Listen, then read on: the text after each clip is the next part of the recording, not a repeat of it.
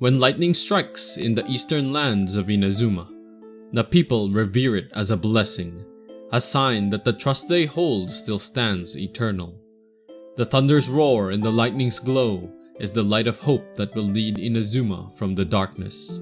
No matter what kind of threat the land faces, its people will place their faith in the almighty, eternal Shogun.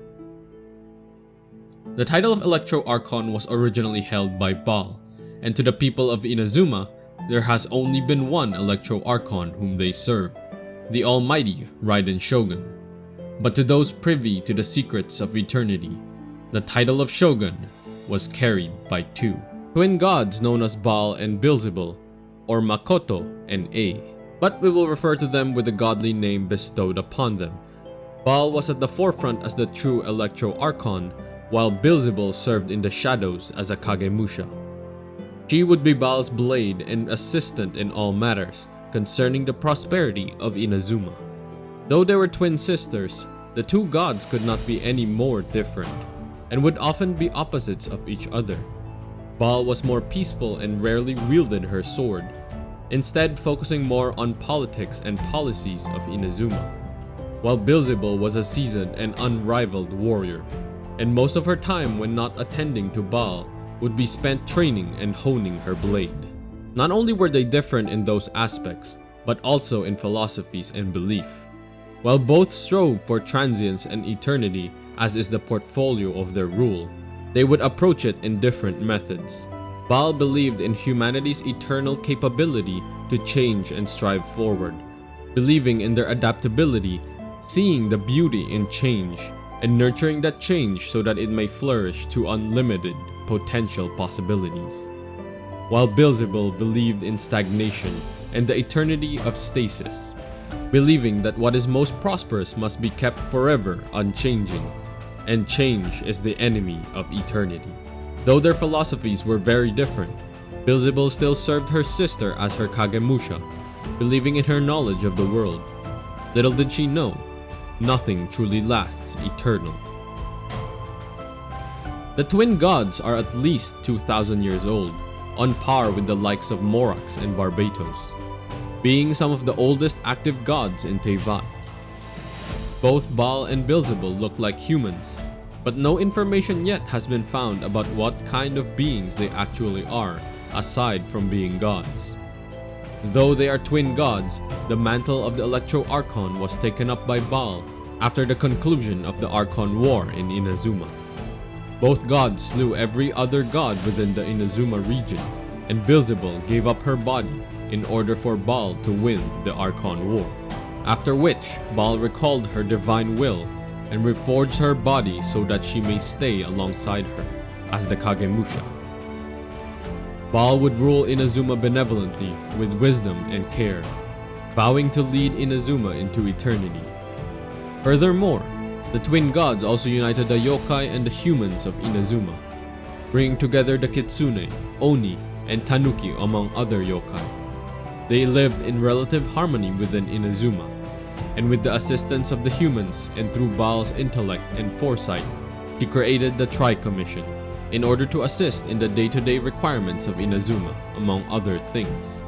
The Tri-Commission consists of the following: the Tenryou Commission, which is led by the Kojo clan and is responsible for managing security and military affairs; the Kanjo Commission, which is led by the Hiiragi clan and is the authority who manages Inazuma's finances, customs, and borders; and lastly, the Yashiro Commission, which is led by the Kamisato clan and is in charge of managing shrines, festivals, and cultural events. While Baal had organized all of this, Beelzebul exemplified martial prowess to the people, teaching her original sword art known as the Origin Sword Art to all who would listen. Though the peak of her sword art was impossible for mortals to reach, it is from this sword art that all other martial arts were developed within Inazuma, including styles such as the Meikyo Shisui, Iwakura sword art, Kitain spear arts, and many more. With these developments, they would lay the foundation for Inazuma's culture. Centuries after Inazuma's prosperity, a new island now known as Watatsumi Island rose up from the sea, created from the coral body of another god. the god sought peace with the Electro Archon and was given it for a time. Eventually, this god, now known as Orobashi, would attack Inazuma alongside its army of followers. They would take Yashiori Island for a time until the Narukami would make their counterattack. The conflict between the two gods would take many lives, mortal and divine alike. It would even take the life of a close friend of the twin gods, Sasayuri, the Tengu. In the end though, after a clap of thunder and lightning, Orobashi would fall, as would his army. There are rumors though that this god's death was caused by a mandate from heaven. Watatsumi would formally surrender to the Narukami, but were still granted their rights and freedom by the Electro Archon, and were even allowed to continue worshipping Orobashi, while enjoying the protection of Inazuma.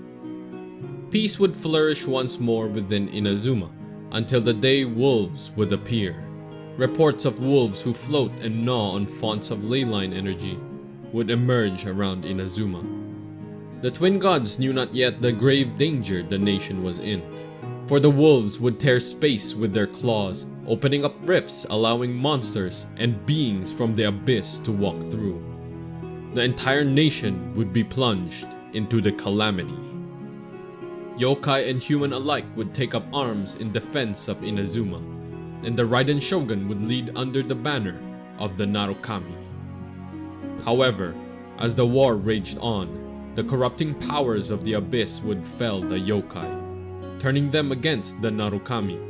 Even the shogun's closest friends would be bewitched by the abyss's corrupting blood, and they would turn against those they swore to protect. The war would take many, but the battle seemed endless.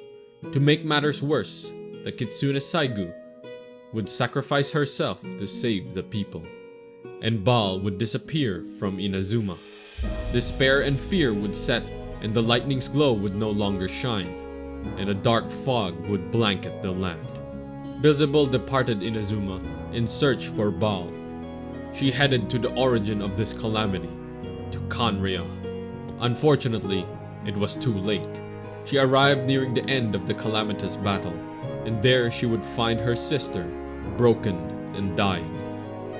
Baal would bestow her prized katana, the Muso Ishin, to Beelzebul as her final act. She would place a part of her consciousness within the sword, which would reveal itself when the sword is ever unleashed with its true power, and she would perish after the fact. But Beelzebul would have a say on the matter, and acted quickly. She saved another portion of her sister's consciousness within her, after which she returned to Inazuma. Thankfully, the fog was already dissipating and hope had returned to the land, thanks to the power of the sacred sakura tree atop Mount Yogo. Though Beelzebul was confused, as the sacred tree was never there in the 2,000 years of her life. She never saw the tree before and tried her best to convince others. Everyone simply acknowledged that the tree has always been there since the beginning. Even the yokai who exceeded mortal lifespans agreed. As such, she let the matter go, and instead, she planted the remaining consciousness of Baal within the roots of the sacred sakura, hoping to preserve her consciousness for an eternity. After seeing all the destruction that was wrought in her beloved nation, she would steel herself as the new Electro Archon. The last remnants of the abyss would look to the sky. They would hear the sky roar, and the lightning's glow would be the last sight they saw. Peace would return to Inazuma, and people would once again thank the almighty shogun to have survived the ordeal. The lightning's glow would once again give hope to its people. None but a few would even know that the seat of the Electro Archon has changed, and the benevolent ruler they knew was no more. Beelzebul would now lead Inazuma, but clumsily so, leaving almost all internal affairs to the Tri-Commission, giving them too much power within the nation, while she toiled into creating a way to last eternal. A way to ensure that death and time could never reach her. She set out to create the puppet. She would create a prototype puppet who would house the gnosis within it, but the puppet appeared emotionally weak, something unneeded in her pursuit of eternity. Yet she could not bear to destroy the prototype. As such, she would hide away the prototype as a failure, and she would try again. After an unspecified amount of time, she would create a new puppet, one whose exterior would protect from all hazards, erosion, time, and even corruption, and whose interior would carry all her ideals, rules, and understandings of eternity. Such a puppet would not even be bound by the Gnosis, and this puppet would be simply known as the Raiden Shogun. She would then part with her divine body using Kitsune magic, and live in a domain within the puppet, known only as the Plane of Euthymia. And here she would dwell forevermore, meditating and leaving all affairs of Inazuma to the Raiden Shogun, who would uphold her ideal of eternity. Years would pass and this ideal would be imprinted onto the hearts of the people of Inazuma. The country would be closed to foreigners, save for a few diplomats of import. The Fatui would come to Inazuma and move the strings of the puppet, which would lead to the Vision Hunt Decree. Many would disagree with it, and many a time would request to abolish it. Though the topic would often come up with the Tri-Commission, it ultimately would never reach the Shogun's ear. The suffering of the people would be apparent, with rebellions rising in the Western Islands, but the ideals of eternity would not be swayed, even by the cries of her people. And so Inazuma would once again fall into war. Yet the transience of eternity would be apparent to the god who lay within, when the winds of change are brought into Inazuma by a traveler from afar.